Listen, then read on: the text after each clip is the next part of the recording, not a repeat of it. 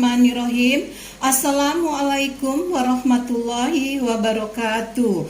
Yang terhormat Ibu dan Bapak narasumber dan tim panitia, yang saya hormati Ibu dan Bapak peserta. Kali ini saya ingin berbagi mengenai materi penyusunan program semester atau prosem, dengan tujuan peserta dapat menjelaskan apa yang dimaksud program semester. Peserta dapat menjelaskan hal-hal yang perlu diperhatikan dalam menyusun program semester. Dan yang terakhir adalah peserta dapat menjelaskan langkah-langkah menyusun program semester sesuai komponen yang telah ditetapkan. Baik, saya akan memperkenalkan diri. Nama saya Tati Yuliarti Indra Saptari. Saya bertugas sebagai Kepala TK Negeri Pembina Tingkat Nasional. Nah, ibu-ibu dan bapak-bapak, sekarang kita bermain games ya. Saya punya lingkaran, bentuk lingkaran. Apa yang akan Anda gambar ketika melihat bentuk lingkaran ini? Ayo cepat. Ya, bagus. Semuanya sudah bisa menggambar bentuk lingkaran ini menjadi benda yang lain. Ada yang bola, ada yang berbentuk bunga, ada yang sebagainya. Nah, Ibu dan Bapak, sekarang kita masuk kepada materi utama. Nah, coba saya ingin mendengar, apakah program semester itu? Ya, bagus, baik ya. Program semester adalah perencanaan pembelajaran semester yang berisi komponen dasar, tema yang dikembangkan menjadi sub-sub tema dan menjadi sub-sub tema serta alokasi waktu setiap tema ya. Kemudian hal-hal yang perlu diperhatikan dalam menyusun prosem ini apa ya? Nah, satu, kompetensi dasar atau KD diambil dari KTSP, yaitu dokumen 1, membuat seluruh aspek perkembangan nilai agama, moral, dan fisik motorik, kognitif, sosem, bahasa, dan seni. Kemudian yang kedua, tema dikembangkan oleh masing-masing lembaga sesuai dengan kondisi, potensi, dan daya dukung yang tersedia. Kemudian yang terakhir adalah alokasi waktu. Dalam satu semester minimal 17 minggu. Alokasi waktu dalam setiap semester mengacu pada jumlah waktu efektif dalam kalender pendidikan, tentunya sesuai dengan KTSP. Nah, langkah-langkah penyusunan program bagaimana? Ya, bagus. Menuliskan identitas program, kemudian menetapkan KD setiap tema dan subtema satu semester, kemudian alokasi waktu setiap tema dan subtema. Nah, saya punya contoh program semester kelompok B semester 2 tahun 2021-2022. Bisa dilihat yang Ibu Bapak ya.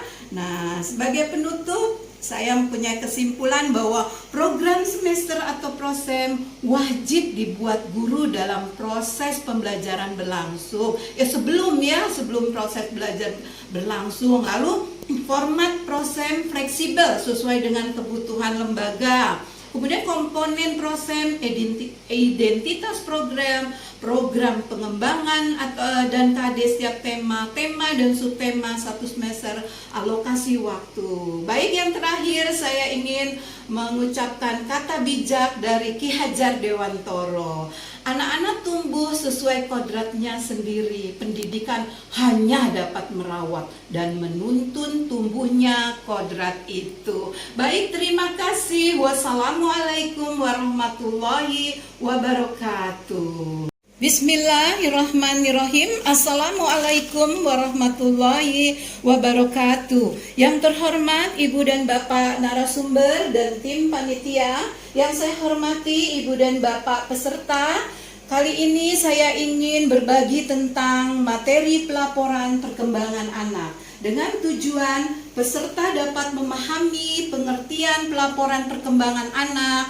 Peserta dapat memahami etika, jenis, dan waktu pelaporan perkembangan anak, serta peserta dapat memahami bentuk dan tata cara penulisan laporan perkembangan anak.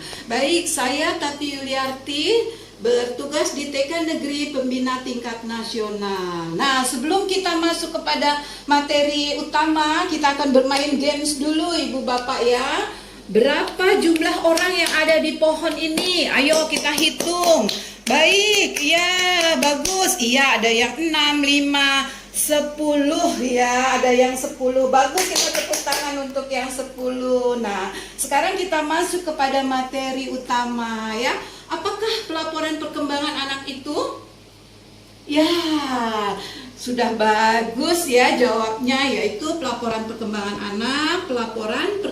anak, kegiatan mengomunikasikan dan menjelaskan hasil penilaian tingkat perkembangan anak setelah mengikuti layanan dan atau kegiatan pembelajaran di satuan PAUD. Etikanya bagaimana? Penyampaiannya dilakukan tatap muka agar adanya hubungan dan informasi timbal balik antara guru dan orang tua. Apabila tidak memungkinkan bisa melalui WhatsApp, video call, atau guru kunjung sesuai dengan aturan.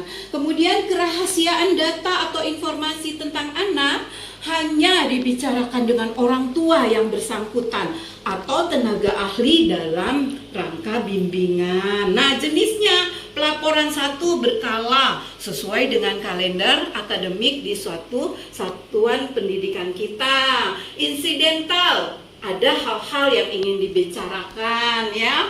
Lalu waktu pelaporannya, baik, terima kasih ya. 1 triwulan atau 3 bulan, kemudian 6 bulan atau semester. Nah, bentuk dan tata cara penulisannya bagaimana Ibu Bapak? Nah, laporan berbentuk narasi, berisi ulasan atau deskripsi hasil rangkuman pertumbuhan fisik dan perkembangan kompetensi, singkat pengetahuan keterampilan anak secara nyata atau autentik. Kalimatnya efektif, tidak rumit, objektif, positif, santun, jelas, mudah dipahami serta menggunakan tata bahasa dan ejaan yang benar.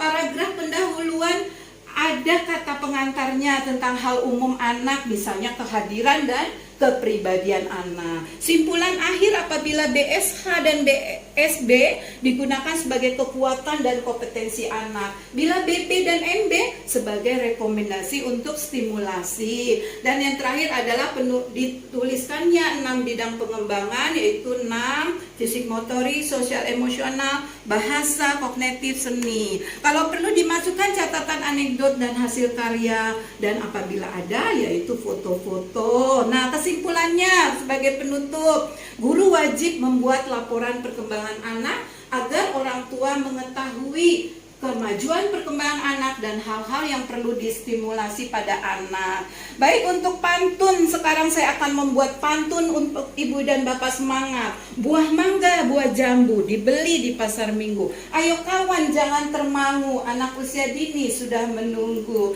Baik, wassalamualaikum warahmatullahi wabarakatuh. Terima kasih.